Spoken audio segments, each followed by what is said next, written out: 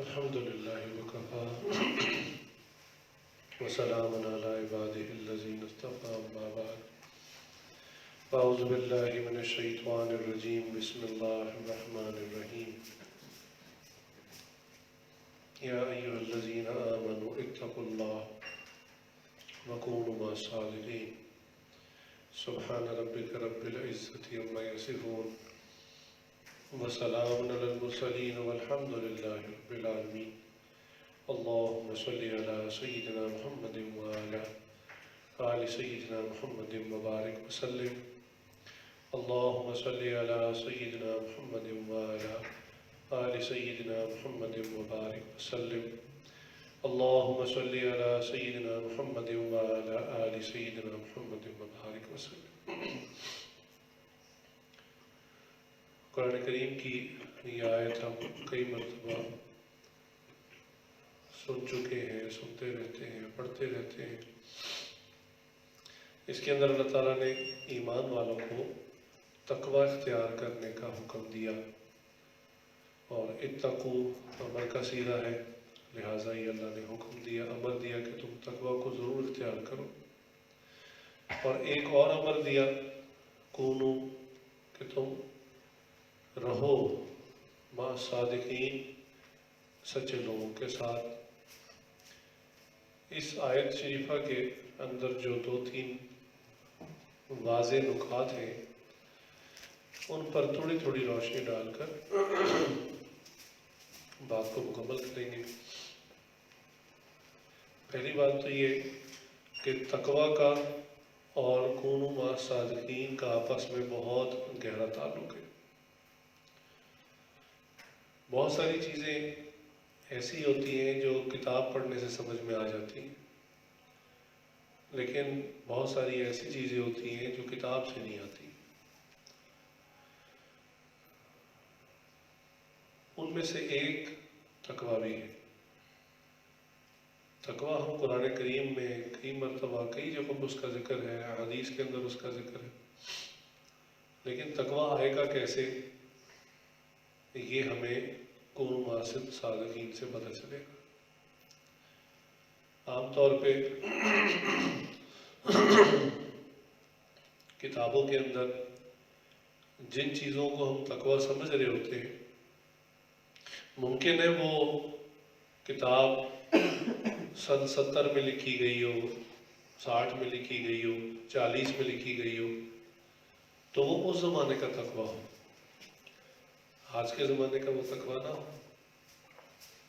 اسی لیے کونوا مع صادقین کہ رہو نیک لوگوں کے ساتھ، سچے بندوں کے ساتھ، اسی لیے کہا گیا کہ آپ اپنے زمانے کے مشائخ کو دیکھ کر تقوی کو سیکھیں۔ شرط ہے کہ ہوں اللہ والے، ہمارے زمانے کے عام لوگ نہیں بلکہ متقی لوگ، اہل اللہ۔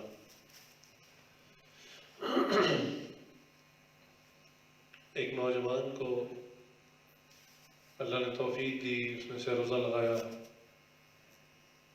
پھر جذبات بنے، وہ 4 ماہ کے لیے نکل گیا، یونیورسٹی میں پڑھتا تھا۔ 4 ماہ لگانے کے بعد اس کے اچھی طرح دل اور دماغ میں یہ بات بیٹھ گئی کہ میں نے تقوی اختیار کرنا ہے، اور چونکہ یونیورسٹی جاتا تھا تو اس نے کہا کہ تقوی کی سب سے بہترین جو شکل ہے وہ تو نبی صلی اللہ علیہ وسلم کی سنت ہے۔ تو آپ صلی اللہ علیہ وسلم تہبند باندھتے تھے، شلوار بھی نہیں پہنتے تھے، اور جبہ پہنتے تھے، یعنی لمبا کرتا جس کو آج کل ہم کہتے ہیں۔ یہ جو آج کل کے عرب جبہ پہنتے ہیں نا، یہ مکروہ ہے۔ اس کی وجہ ہے کہ وہ پیروں میں آ رہا ہوتا ہے، اور واضح اور صاف حدیث ہے اس متعلق کہ انسان کے جو ٹخنے ہیں وہ مردوں کے یہ ننگے ہونے چاہیے، نیکڈ ہونے چاہیے۔ بعض لوگ اس کو صرف نماز کی سنت سمجھتے ہیں۔ اس کی وجہ ہوتی ہے کہ امام صاحب دیکھتے ہیں پیچھے جینز میں لڑکے کھڑے ہیں، پینٹوں میں کھڑے ہیں، تو وہ کہتے ہیں کم از کم نماز کے اندر جب اللہ کے سامنے پیش ہونا ہے کم از کم اب تو ٹخنوں کو ننگا کر لے. تو وہ نماز سے پہلے اب ایک مخصوص فکرہ بن گیا ہمارے زمانے میں، سب لوگ موبائل بند کر لیں ٹخنوں کو ننگا کر. تو یہ ایک اعلان ہوتا ہے عام مسائل. حالانکہ ٹخنوں کو ننگا رکھنا یہ مستقل یعنی واجبی سنت ہے، امر ہے، حکم ہے، اور اس پر بڑی سخت وعید ہے. فرمایا کہ جو جس ٹخنے پر کپڑا ہوگا تو فرمایا کہ وہ جہنم کی آگ میں جلے گے. اس کی ایک ظاہری علامت بھی بتائی کہ یہ تکبر کی علامت ہوتی ہے، لیکن یاد رکھیں کہ تکبر کوئی شخص اپنا خود پہچان نہیں سکتا.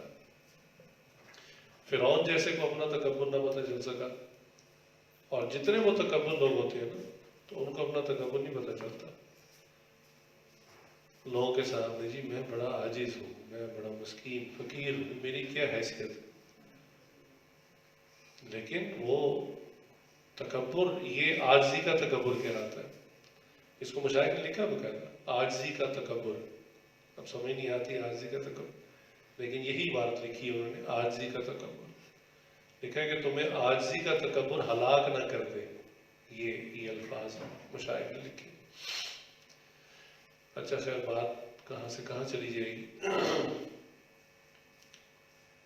تو اس کو سنت کا اور تقوی کا شوق تھا، لیکن بس اتنی غلطی اس کو یہ بات سمجھ نہ آئی کہ میں آج کے جو میرے زمانے کے بزرگ ہیں، اسلاف ہیں، اکابرین ہیں، میں ان سے سمجھ لوں کہ تقوی کیا ہے. اس نے کتاب میں پڑھ لیا، کسی حدیث میں سن لیا اس نے کہ نبی صلی اللہ علیہ وسلم تہبند باندھتے، تو اس نے کہا بس اب یونیورسٹی میں تہبند باندھ کے جاؤں گا. اب وہ اس نے جانا بھی شروع کر دیا.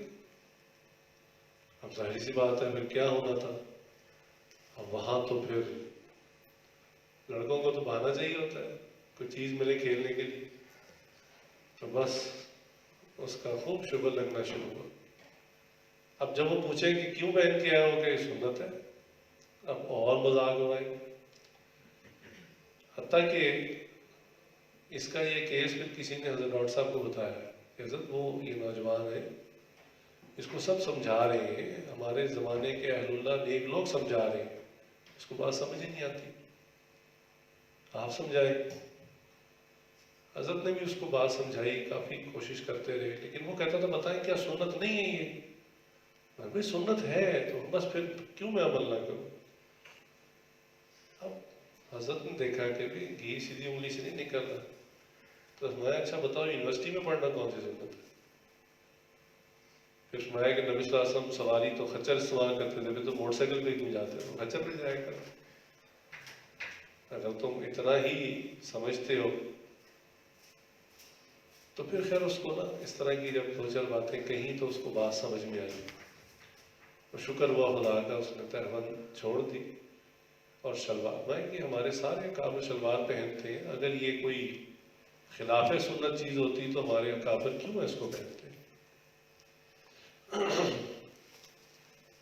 تو یہ سنت کے حوالے سے بھی ایک ہوتی ہے عین سنت، اور ایک وہ چیز ہے جو سنت تو نہیں ہے لیکن سنت کی مطابقت میں ایک جائز چیز ہے.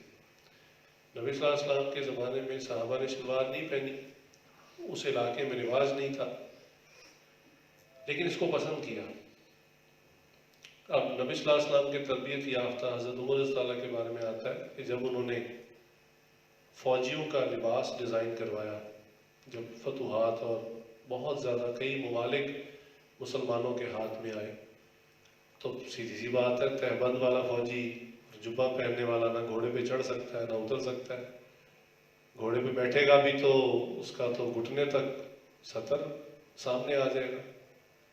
تو عمر رضی اللہ نے پھر ضرورت کے تحت جو فوجی تھے مجاہدین ان کے ڈریس کو نیڈ کے مطابق ضرورت کے مطابق ری ڈیزائن کیا.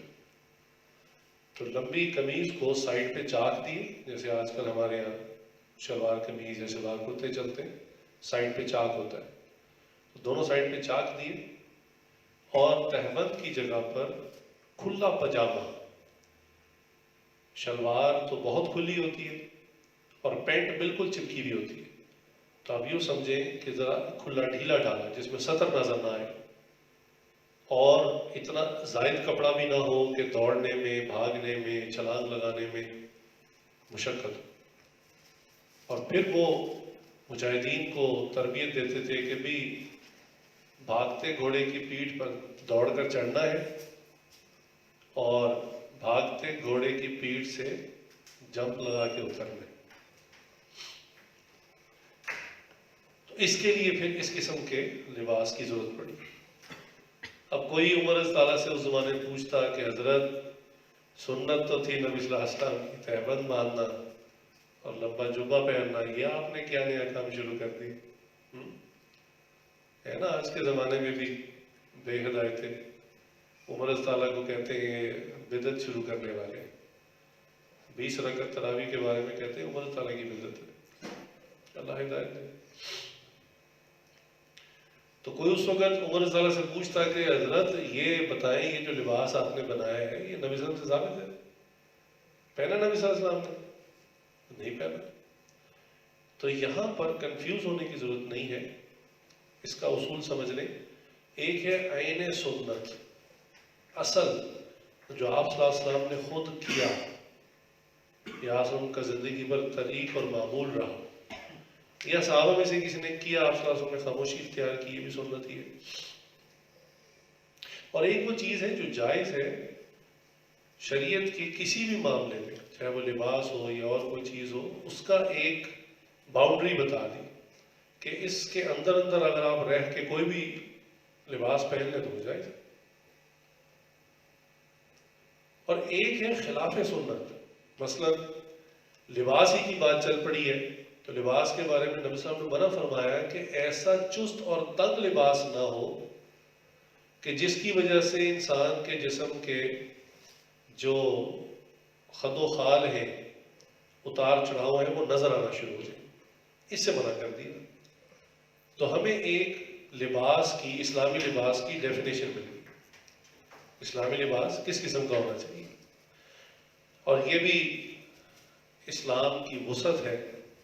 اگر اسلام کوئی ایک لباس کو لاک کر دیتا کہ پوری دنیا میں بس مسلمان یہی پہنے گا اور کچھ نہیں پہنے گا، تو یا گرم علاقوں کے لوگ مارے جاتے یا سرد علاقے کے لوگ مارے جاتے، یا ان کا گزارا نہ ہوتا ہے، ان کا گزارا نہ ہوتا۔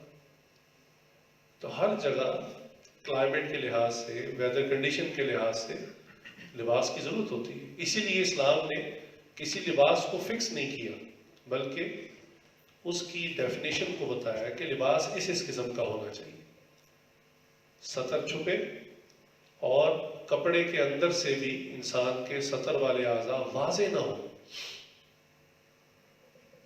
ہمارے یہاں جو علماء ہی کی رہنمائی کی وجہ سے یہ جو شلوار کرتا، یہ شلوار قمیض ہے، یہ سنت کی مطابقت میں ہے، عین سنت نہیں ہے، سنت کی مطابقت میں۔ ایک نیچے شلوار پہنی ہوئی ہے، اس سے سطر ڈھکا ہوا ہے، پھر اوپر مزید کپڑا بھی ہے۔ تو ہمارے حضرت ایک بات فرماتے تھے دیکھو آج کل مسلمان نوجوانوں کو پتلون پہننے کا بہت شوق ہے، تمہارے بھی دیکھو پھٹنے کو شلوار بھی پھٹ سکتی ہے، پتلون بھی پھٹ سکتی ہے، لیکن بالفرض کسی کی شلوار پھٹی بھی ہو اور نماز پڑھ رہا ہو اور سجدے میں جائے تو جو اوپر اضافی کپڑا ہوتا ہے قمیض کا، وہ اس کی صدر پوشی کے لیے کافی ہے۔ لیکن اگر کسی کی پینٹ پھٹ جائے اور وہ سجدے میں جائے تو پھر اللہ اکبر، پیچھے والے کی تو نماز گئی۔ تو اس لیے لباس کے معاملے میں تقویٰ کو اختیار کرنا یہ ہے کہ سنت کے قریب ترین ہو، عین سنت ہو تو ماشاءاللہ نور علی نور، لیکن پھر یہاں وہ غلطی نہ کریں کہ تہبند باندھ کے اور خچر پہ بیٹھ کے یونیورسٹی جا رہے ہیں۔ دین کا مذاق تو نہ اڑوائیں، لوگوں کو اتنی مشقت میں نہ ڈالیں کہ لوگ کہیں یہ دین ہے۔ یعنی اگر میں پریکٹسنگ مسلم بنوں گا تو مجھے بھی ہونڈا 125 بیچ کے خچر لینا پڑے گا۔ یہ کام نہ کریں. کونوا مع الصادقین. اپنے زمانے کے بزرگوں سے، اپنے زمانے کے اکابر سے سمجھیں کہ دین تقوی کیا ہے. پوچھے حضرت 2020 میں تقوی کیا ہے، مجھے سمجھائیں.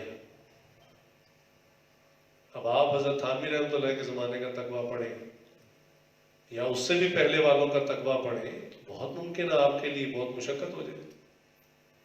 میں ان کو غلط نہیں کہہ رہا، وہ تو ہماری سند اور بنیاد ہے، ہمارے اسلاف ہیں.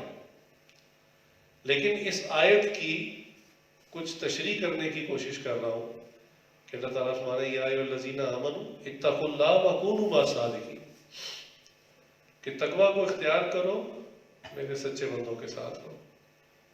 تو تقوی کو اختیار کرنا اور نیک لوگوں کی صحبت میں بیٹھنا، اس کا آپس میں بڑا ربط ہے. نیک لوگوں کی صحبت سے تقوی پیدا ہو جاتا ہے، اور تقوی کسی میں پیدا ہو جائے تو وہ نیک لوگوں کی صحبت میں پہنچ جاتا ہے.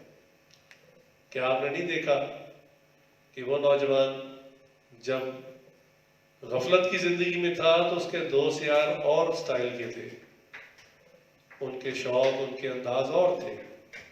لیکن جب اس نے تقوی اختیار کیا، توبہ کی، تو اس کے دوست ہی بدل گئے، اس کی کمپنی ہی بدل گئی. جن لوگوں کے ساتھ اٹھتا بیٹھتا تھا وہ سب بدل گئے. تو تقوی کی وجہ سے نیکوکاروں کے ساتھ انسان کا جوڑ بنتا ہے، اور نیکوکاروں کے ساتھ جوڑ بنانے سے انسان میں تقوی آتا ہے. تو اس آیت میں اس مضمون کو بیان کیا گیا. پھر تقوی کے بے تحاشا فوائد ہیں، اور ایک فائدہ یہ کہ جو بندہ متقی ہوتا ہے، یعنی دین کے معاملے میں ڈرتا رہتا ہے اور بہت احتیاط کرتا ہے، غیر معمولی احتیاط کرتا ہے، پھر یہ علامت ہے کہ اللہ کے یہاں وہ قبول ہو جائے گا. اب قبولیت کے لیے بھی یعنی اللہ کے یہاں معیار ہے، ہر آدمی قبول نہیں ہوتا. مثلا کسی نے حضرت سے سوال کیا کہ حضرت یہ ائمہ اربع کیوں ہیں، 4 کیوں ہیں، اس سے زیادہ کیوں نہیں ہے؟ تو حضرت نے فرمایا دیکھو بھائی، ایک باپ کے اگر 4 بیٹے ہوں اور باپ فوت ہو جائے تو اس کی وراثت کتنے بچوں میں تقسیم ہوگی؟ بھائی 4 میں. فرمایا کہ اگر بالفرض اس کے 2 بیٹے اور تھے لیکن باپ کی زندگی میں فوت ہو چکے تھے، اب ان کو وراثت میں حصہ دیا جائے گا؟ فرمایا نہیں، وہ جو زندہ ہے 4 انہیں کو ملے گا. تو فرمایا کہ دیکھو یہ جو فقہ ہے، فقہ کی جب تدوین شروع ہوئی ابتداء، تو یہ 4 مذاہب نہیں تھے، آپ یوں سمجھیں کئی 100 مذاہب تھے.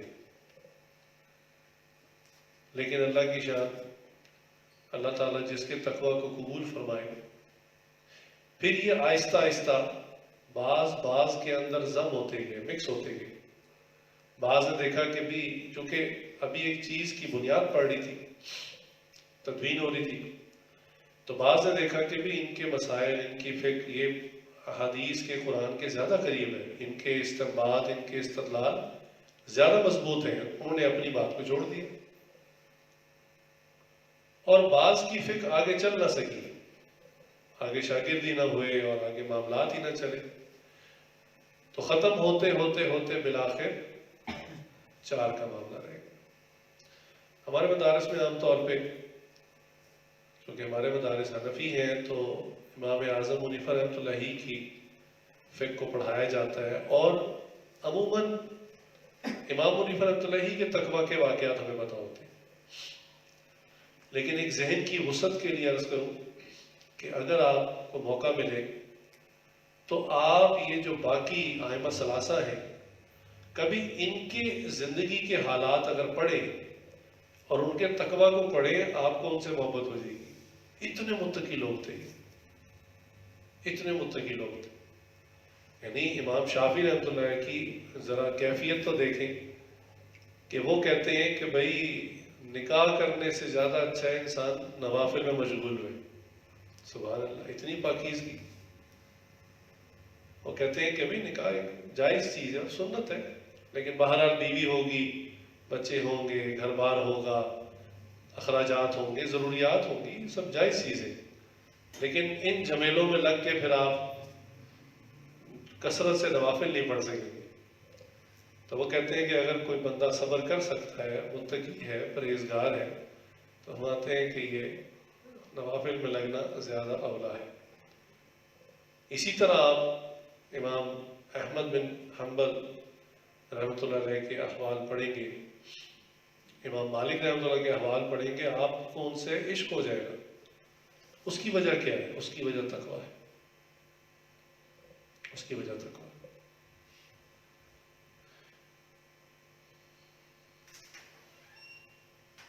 امام صاحب کے واقعات تو ہم نے کئی مرتبہ سنے بھی، سنائے بھی، تو بس آج ایک حضرت امام بخاری رحمۃ اللہ کی بات کرنی ہے اور پھر بات مکمل کرتے ہیں، پھر ذکر کرتے ہیں انشاءاللہ۔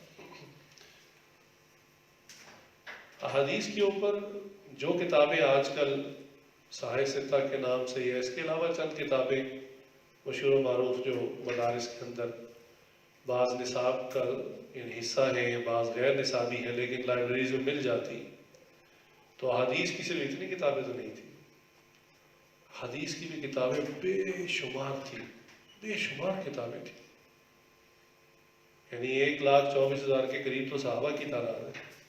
پھر آپ سوچیں نا کہ ہر ایک کے جو شاگرد ہوں گے، 5 شاگرد بھی ہوں تو تعداد کہاں پہنچ جاتی ہے۔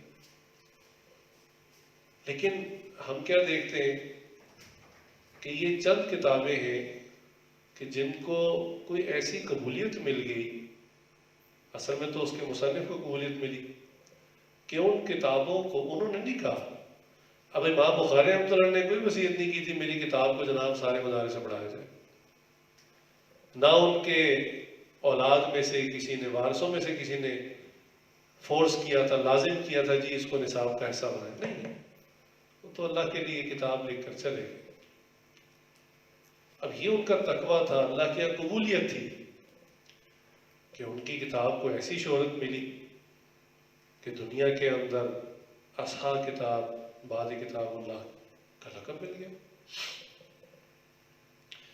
تو ہم نتیجہ دیکھ رہے ہوتے ہیں کہ جی بخاری شریف ہر طرف، مدارس کا جب سال شروع ہوتا ہے تو افتتاح بخاری کے پروگرام ہو رہے ہوتے ہیں ہر طرف، سال کا اختتام ہوتا ہے تو اختتام بخاری کے پروگرام ہو رہے ہوتے ہیں۔ بخاری شریف کی اتنی فضیلت ہے اور ہے ماشاءاللہ، لیکن کیا ہم نے کبھی اس بات پہ بھی غور کیا کہ یہ اس درجے کی فضیلت صرف امام بخاری رحمۃ اللہ کی کتاب کو کیوں ملی؟ یہ سوچنے کی بات ہے۔ تو اس پر جب آپ سوچیں گے اور غور کریں گے تو آپ کو پتہ چلے گا کہ امام بخاری رحمۃ اللہ کا جو تقویٰ تھا وہ تقویٰ باکمال تھا، اور اس تقوی کی وجہ سے ان کی کتاب کو اللہ نے اتنی عظیم قبولیت عطا فرمائی۔ مدینہ منورہ میں ایک مسجد بخاری ہے، یہ حرم کے قریب ہی ہے، روضہ رسول سے زیادہ فاصلہ نہیں ہے۔ اصل میں تو وہاں اب بخاری محلہ ہے، شاید کچھ عرصہ پہلے وہاں پر انہوں نے اس کو گرا کر ہوٹل وغیرہ بنائے ہیں، لیکن مسجد موجود ہے۔ تو کسی صاحب سے پوچھا وہاں پر کہ یہ بخاری مسجد کیا اس کی وجہ تسمیہ کیا ہے، تو انہوں نے کہا، بتانے والوں نے بتایا کہ یہ وہ مقام ہے، مسجد بعد میں بنی نشانی کے طور پر، لیکن فرمایا کہ یہ وہ مقام ہے جہاں پر امام بخاری رحمۃ اللہ نے اپنی اس بخاری شریف کی تکمیل کی، چونکہ اسفار تو بہت کیے تھے، بہت سفر کیے انہوں نے احادیث کو اور روایات کو اکٹھا کرنے کے لیے، لیکن جو بیٹھ کر ایک جگہ انسان لکھتا ہے نا، اور اس لکھنے میں بھی بڑی تفصیل ہے کہ جی ہر حدیث کو لکھنے سے پہلے غسل فرماتے، 2 نفل پڑھتے، اللہ سے دعائیں مانگتے، اور پھر جب شرح صدر ہوتا تو پھر اس کو لکھتے۔ ایسے نہیں ہے کہ بھئی چند احادیث کا ذخیرہ اکٹھا تھا اور اس میں سے بس ایک چیز لکھ دی نقل کر، نہیں۔ پھر امام بخاری رحمۃ اللہ کا جو تقویٰ ہے اس کے بہت عجیب واقعات ہیں، لیکن ایک واقعہ آپ کو سنا کر بات مکمل کرتا ہوں۔ امام بخاری رحمۃ اللہ ایک مرتبہ اسی تجارتی سفر کی نیت سے کہیں جا رہے تھے، تو راستے میں دریا تھا، جیسے کشتیاں چلتی ہیں مسافر بیٹھ جاتے ہیں، تو ایک بڑی کشتی تھی، اس میں کافی لوگ بیٹھے ہوئے تھے، امام صاحب بھی بیٹھ گئے۔ تو کشتی جب دریا میں جا رہی ہے، اس زمانے میں تو کوئی ڈیزل پیٹرول انجن نہیں ہوتے تھے، ہاتھوں کے ذریعے اس کو چلایا جاتا تھا، تو وہ کافی سلو ہوتا تھا وہ سفر۔ خیر اتنی دیر میں کشتی کے اندر ایک شخص تھا جو ٹھگ تھا، جو لوگوں کو دھوکہ دے کے لوٹتے، وہ تھا۔ اس نے امام بخاری رحمۃ اللہ کے چہرے کی طرف دیکھا تو نورانی معصوم سا چہرہ، میں نے کہا یہ شریف آدمی ہے، اس کو ہاتھ لگاتے۔ تو امام صاحب کے پاس آیا، گپ شپ شروع کر دی، کہاں سے ہیں، کہاں کے رہنے والے ہیں، کہاں جا رہے ہیں۔ عام طور پہ جو بندہ اپنے دل کا صاف ہو نا، تو وہ سمجھتا ہے کہ سارے ہی ایسے فرشتے ہیں، تو وہ کوئی بات چھپاتا نہیں ہے۔